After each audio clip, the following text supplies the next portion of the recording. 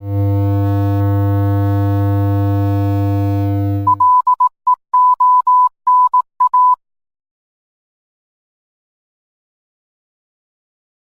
much. So, the Common Room, Gaberbocchus Common Room. And my talk deals with 3 topics. 1, Stefan Themerson's comments on the human race. 2, his idea of the Common Room. And 3, the history of the Common Room. Stefan Themerson once said that a human being is made up of 3 layers. Nick made a picture of it so it looks like this. The top layer is behavior. It concerns itself with manners, mores, observance of customs, and codes of conduct. It is the layer that allows us to live with other people and to function in the world. The bottom layer is pure instinct. It is the layer that concerns itself with the necessities of our survival, the survival of our bodies and of our genes. It is blind, deaf, and driven. The middle layer, here in yellow, is what we are as individuals, our real selves with our thoughts and concerns that distinguish us from each other. It is a layer that is often squashed between the other 2 in a thin and fragile membrane. Sometimes it disappears altogether. Gaberbocchus Common Room, and here is a picture of it soon after it opened, existed, like the press, for the protection and promotion of this middle layer. That is, whatever individuals have to offer that is special to them and is compelled neither by the demands of society nor by those of untamed nature, red in tooth and claw. How did the Common Room start? One could say that the Common Room started when Stefan wrote to Ron Withers, a biologist working on biology as applied to medicine. That letter is dated 26 June 1957. It was written after they had met earlier that year at the Philosophy of Science group in Manchester. The letter goes as follows.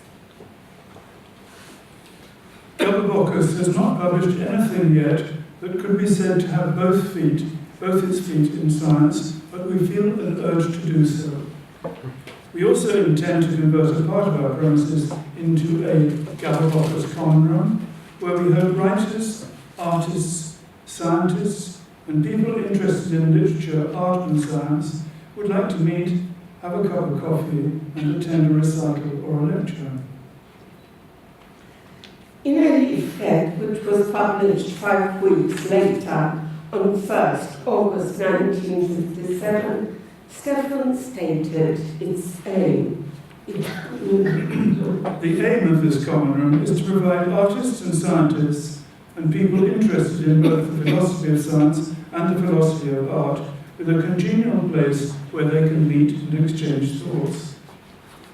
We don't identify science with gadgetry, nor art with a kind of romantic irresponsibility. We would rather prefer to see both sides as investigators and explorers of the universe. Whether the part of the universe that's being explored is the nebula in Andromeda, or a molecule, or the constellation of individual experiences of an artist or a poet. And when we say modern science and modern art, the word modern means something more than just contemporary. It's probably not pure coincidence that both in modern science and in modern art, we seem to be ceasing to see the world in terms of things and objects. Causes and effects, tending to think in terms of relations, structures, organizations of space, and even thingless events. However, we do not advance any particular theory. It's possible to produce so many, all of them equally plausible. All the same, it seems that the artificial barrier dividing science from the arts is becoming obsolete, and it may be worthwhile to try to ignore it. This is an attitude to which we feel an urge to contribute. Not so much because we want to fulfill a particular program, as because it promises to be interesting, fruitful, and a pleasure. We aim at having this room open every evening and having it well supplied with reading matter, magazines, and coffee, refreshments, and chessboards. But we are also considering some special ventures held periodically, whether a recital of music or a talk on cybernetics, for example, the reading of a play or the showing of films made in research laboratories, an exhibition of objects of art, or an exhibition of scientific objects. These activities will take the form of a club. It will be started in the autumn, and in the meantime you're welcome every Thursday as our guest. If you would like to join the club now, you will find subscription forms on the table in the foyer upstairs. And so the common room happened. The entrance to the common room basement was through a small shop in which the Themersons displayed Gaberbocchus books. This poster hung on the door, the visual inspiration for Gaberbocchus' logo. Once through the door of the shop, the visitors would make their way down the stairs. And here is Franciszka on those stairs with her painting hanging up above. The basement was a long room running the full length of the corner house at 42A Formosa Street. It was 5 minutes' walk from Warwick Avenue tube station and close to the Themersons' home at 49 Randolph Avenue. The walls were white. There were round wooden tables painted red or black. These were the Gaberbocchus colors. There were some canvas-covered metal folding chairs, stools, and benches, and a raised platform at one end. Paintings that related to the events on any particular evening were displayed on the walls. Around were magazine racks for art and science journals, of which specimen copies were usually supplied by the publishers. At one end, there was a tiny room which was the kitchen. There we made omelettes, teas, coffees, and hot toasted sandwiches.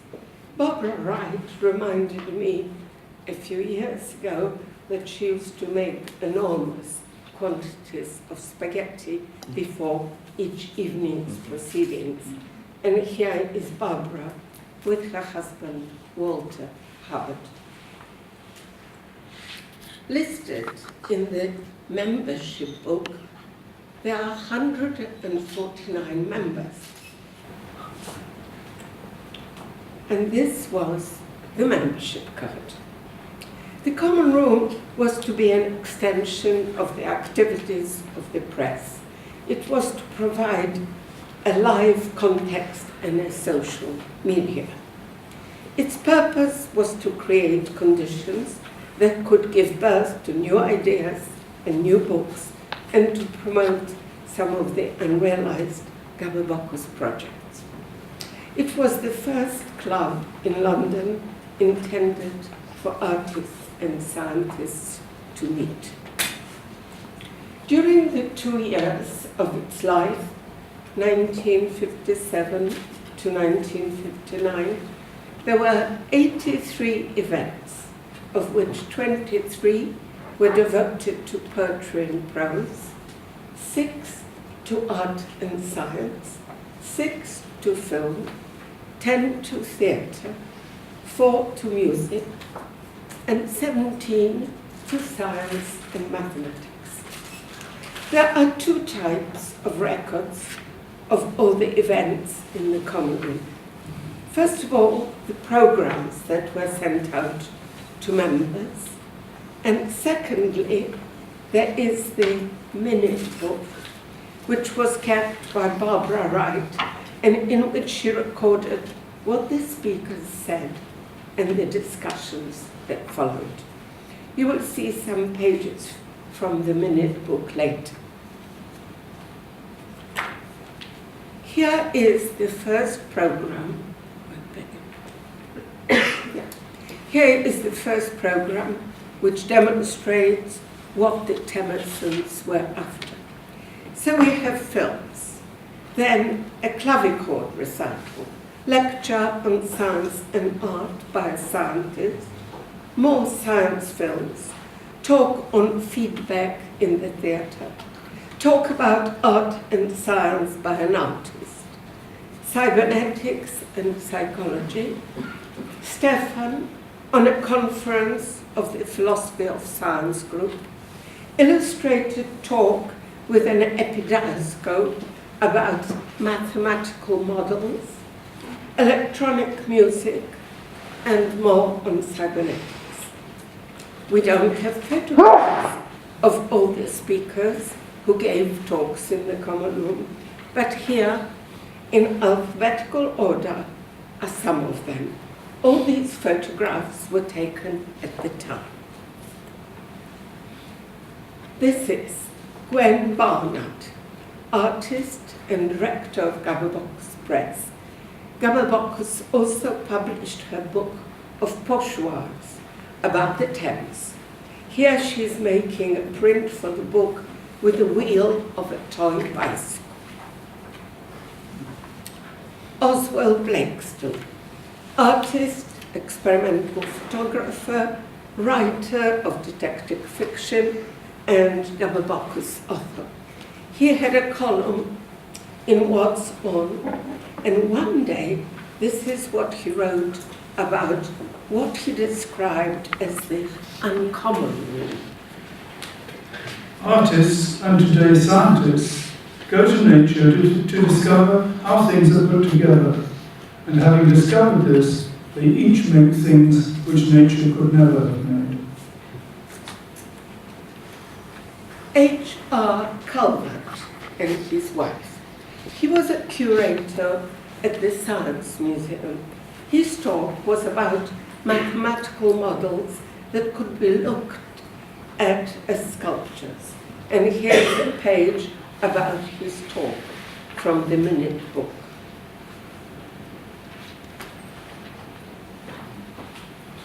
Two more pages relating to Calvert's lecture. Patrick Featherstone, poet and Gaberbocchus author. Apart from the Thursday lectures, the Common Room introduced Tuesday readings, and he was one of the first to read his poems. Paul Harris talked about many ways that artists have been using the discoveries made by scientists. Michael Horowitz, poet, editor, and the creator of New Departures, whose first edition was celebrated in the Common Room. Billy Jay, theatre director, known for his productions of Roi, and some notes about his production of the Foggy, Foggy Dew. This was one of the last evenings in the Common Room. Hugo Manning, poet and Gaberbocchus author, who gave a talk on the interaction between art and science. C.H. Sisson, writer and Gaberbocchus author, who initiated the Tuesday readings and read from some of his prose and poetry.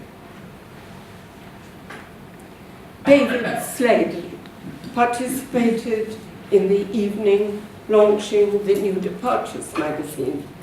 The program included also Alan Brownjohn, Samuel Beckett, John McGrath, Michael Horowitz, Dudley Moore, Stefan Themerson, and Stevie Smith.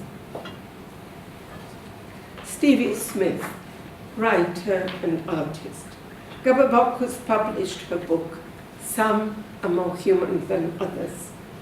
This is her self-portrait. She read her poems on the 4th of February 1958. F.N. Souza, painter, talked about himself and his paintings. Franciszka Themerson talked about the development of her painting, starting from her early beginnings when, at the age of 5, she tried to give expression to the look in the eye by making a hole in the paper.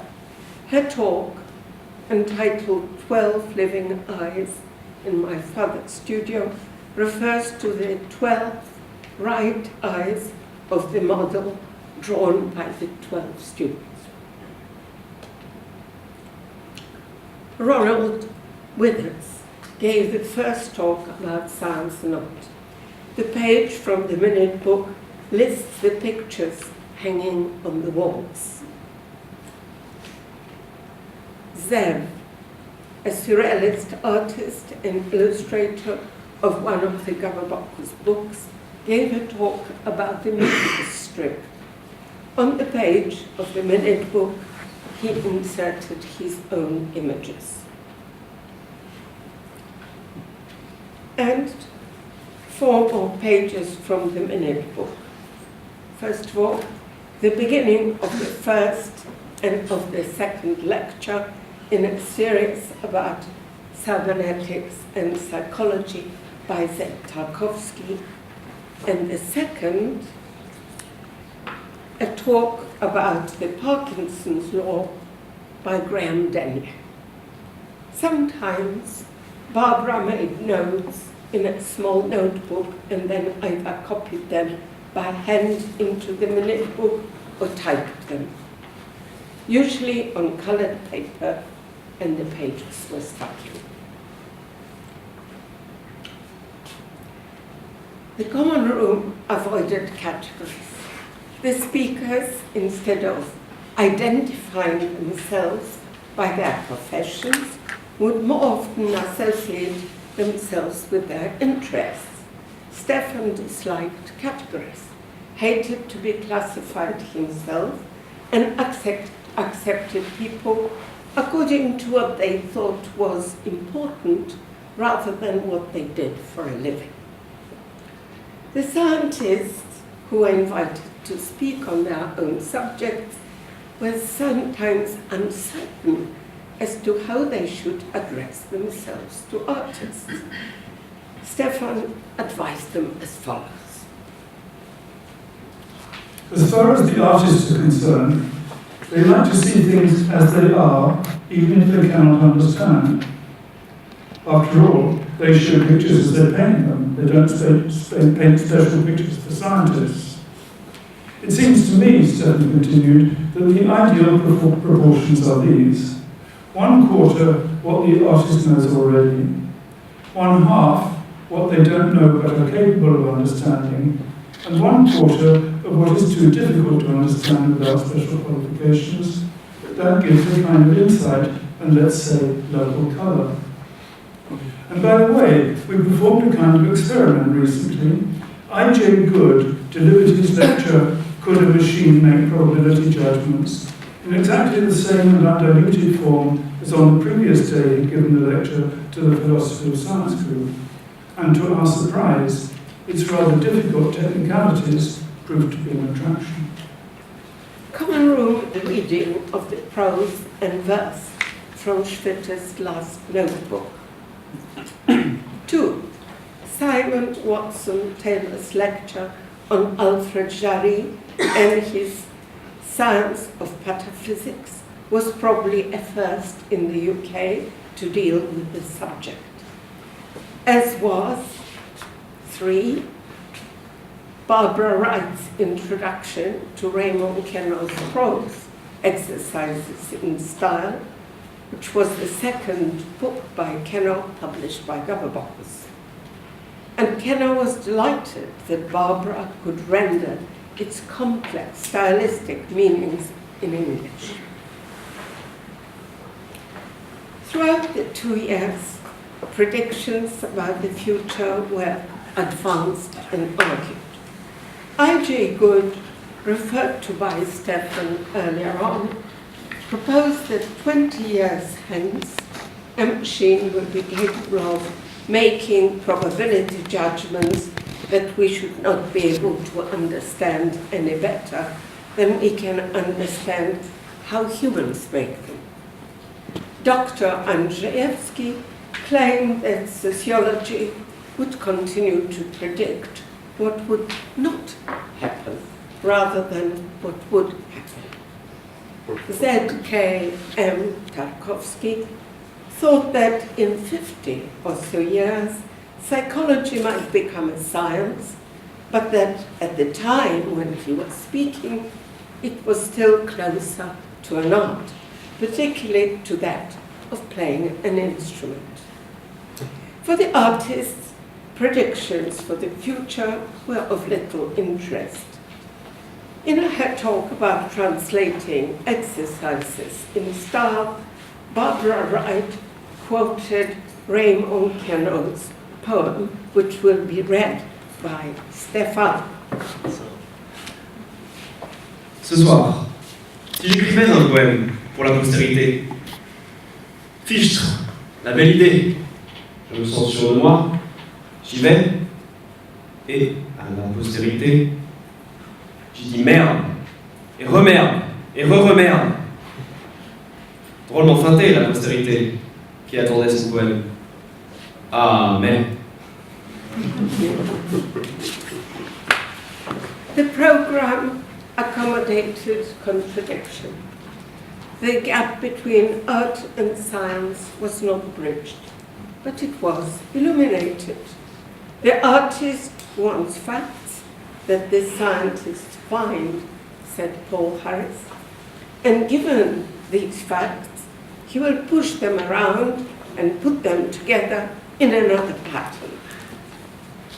And, said Stefan, the scientists come up with facts that are informed by their imagination and their experience.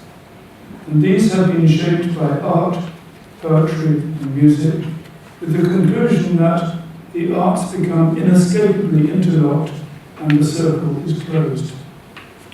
The Common Room opened in August 1957 and closed 2 years later. Or rather, it closed for the summer in July 1959, but never reopened. In May 1959, Stefan wrote a letter to one of the Common Room speakers, Terence White Gervais, who had inquired whether Gaberbocchus Press might be interested in publishing some of his writings. Dear Terence, I think you wouldn't like to be in my shoes. Time has lost its speed, and I feel as if I were clutching onto the sail of a classical windmill, which, however, doesn't seem to move. To write a Rosinante, or whatever the piece was called, within the so shamelessly capitalistic pattern is a very curious affair. Or perhaps just anachronistic. I do remember your satires and sensations, but I just can't possibly tell you when I shall be able to tell you something about them. Fate is in the hands of the gods, and there no more. Yours, hopefully, Stefan. In the history of Gaberbocchus, the gods came and went. The fact that Gaberbocchus Press existed for as long as it did was as much due to the pranks of the gods as to the Themersons' determination.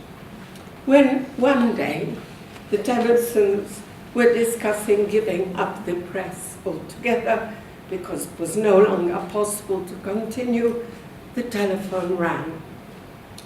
The caller, who was a well-spoken stranger, ordered an enormous quantity of Gaberbocchus books.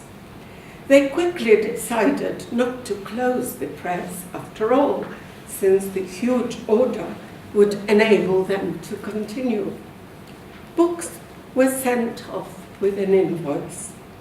Weeks later, when payment failed to materialize, Gwen Barnett went round to the address to which the books had been dispatched. She arrived at an empty bomb site. Gods cannot deal with money, said Stefan. They had, at any rate, saved Gaberbocchus Press on that occasion. They did not save the Common Room in 1959. So that's it.